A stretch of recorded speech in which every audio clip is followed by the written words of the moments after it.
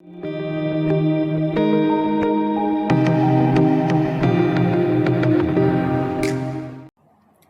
everyone. Hope we are all clearly understand about how to create a self-learning model in a deep racer console.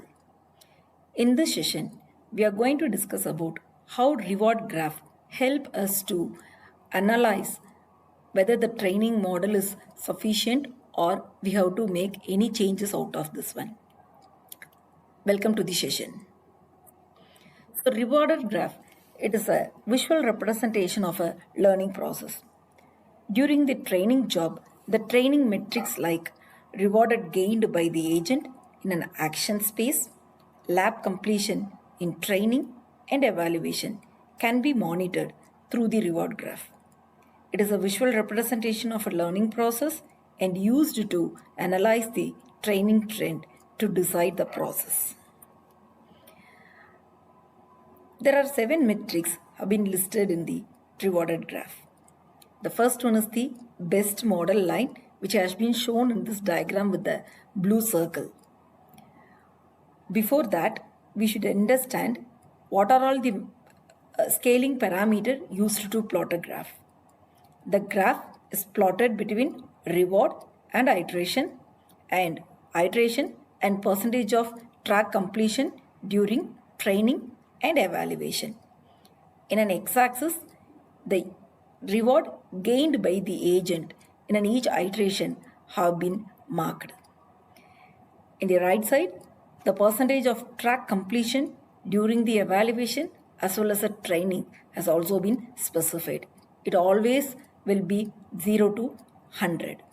Once the percentage of track completion in a training as well as an evaluation model crossed the limit of 75, we may consider the model as a best model. In that line, what is the reward point will fall. Based on that, the best model reward function is also determined. So this best model line will showcase on which iteration and in which checkpoint the agent gained the maximum reward and the maximum attainment of track completion during an evaluation as well as a completion has been marked over there. And reward, the agent will gain a positive reward whenever it taking a right decision towards its action. Whenever its action leads to off track or crashed, automatically the negative function will be given to the agent. So in any iteration, what is the reward gained by the agent has been shown over here. And percentage of track completion has been specified in the right hand side. We already discussed these things. And iteration, in each iteration, how the agent behaves in all episodes have been displayed over here. And another 3 important metrics have been given under the graph where we have a toggle button. If we need to see the average reward function, we can on the toggle and we can see the green line on a graph. If we don't want to see the reward graph, we just want to see what is the percentage track completion during training and evaluation, we can off the toggle button to see the progress of this metrics. So based on these metrics only, whether we can proceed with the provided hyperparameter as well as a rewarded function to train the model or not will be determined. So how to use this reward graph for robustness of our model? So robustness is nothing but it will provide the stable and a confident model to be run in a track. The overtraining may lead to overfit inside the track. It might be go good in the simulation track, but whenever we are transforming the model from simulation track to the physical track, it may affected with the gravity, shadows of the track or friction on the wheel on a track or gears or degradation of the battery and even smudges on the camera can be lead the agent to be an off track or a crash mode.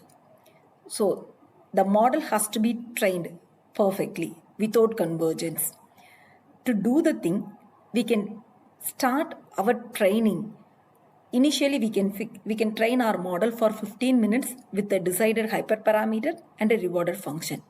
If it is performing, then we can extend the timing for the training, or else we can drop the model and we can go for the new model generation.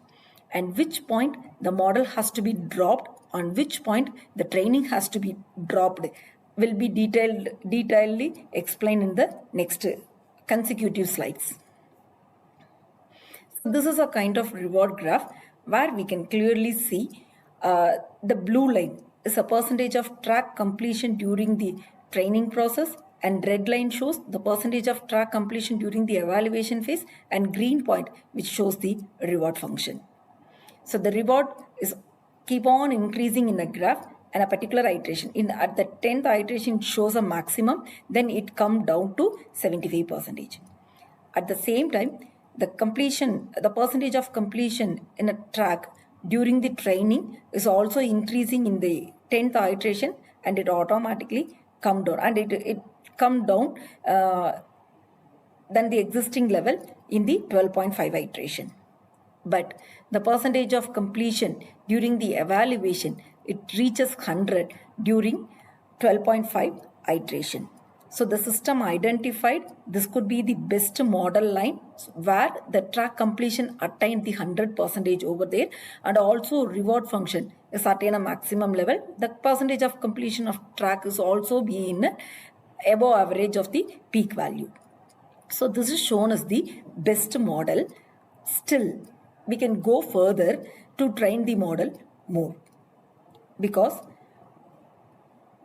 even though the completion of a track during the evaluation attains 100, we can train the model to get more reward function as well as more percentage of track completion during the training phase. But this model is itself work well, and it shows 100% progress on the evaluation phase. See the right side, we had shown the evaluation result of that particular agent in an environment. We had tried with the 3 trials. In all 3 trials, the lab is completed in a 100% manner. So next, this reward graph will explain about the place of convergence. We are very much familiar with that. Conversion is very close to the best model. Whenever we cross that particular point, the model start with the overtraining. So where we could identify this is the right point for the convergence. See the graph, the percentage of track completion is increasing during the training phase, which is a blue line, is keep on increasing. At the same time,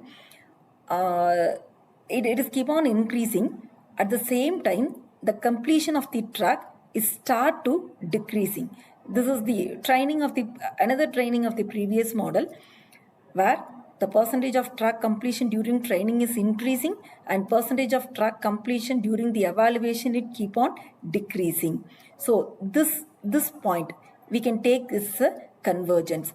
Whenever the percentage of track completion in training is increasing, by default the evaluation has also to be increased. If there is any mismatch in between, we take that point as a point of convergence. There is no need to train a model furthermore. We can stop training at that position, and we can make an agent to move over here. So whenever the model is overtrained, automatically you won't get the best result. Only the 75% or an 83% or a 50% of track completion happened in a simulation track. So this is in another way. We have defined a hyperparameter as well as a rewarded function for a model. During 30 iteration process, the reward function is not at all increasing. At the same time, there is no improvement on the percentage of track completion as well as the percentage of the track completion in an evaluation as well as a training. So even if you are trained more the same model, it won't yield any best result. So this is a place where we can drop the model and we can go with the new model. So convergence is a place where we can stop training and go forward with the model. And this is a place There is no improvement on percentage of track completion during training, evaluation, and reward graph. This is a place to drop your model and go with the new model. So hope you understand from the reward graph how we can decide about the training of the model for its robustness. In the next session, we will discuss about the log analysis and how it is going to be support us to generate a robust model. Thank you for listening.